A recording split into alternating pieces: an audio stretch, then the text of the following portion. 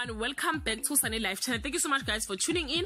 I'm here to update you of what is going to happen on Gomora from the 19th to the 23rd of October 2020 on Monday.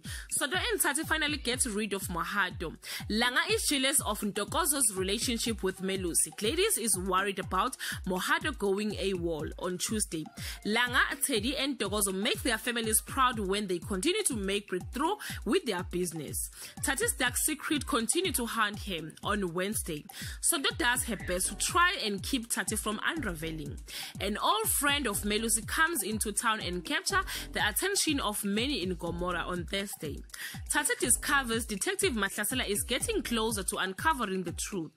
Zoda suspects Melusi is cheating on Gladys with Manzi. Teddy finds himself drowning in the amazing Manzi on Friday. Manzi asked Teddy to unzip her dress and he read it in a sexual manner. Stumo is found healing Mohado's to Mam Sonto. Guys, this is all I have for today. You can leave your comment below and share your thoughts. Till we meet again, I love you so much guys. Bye.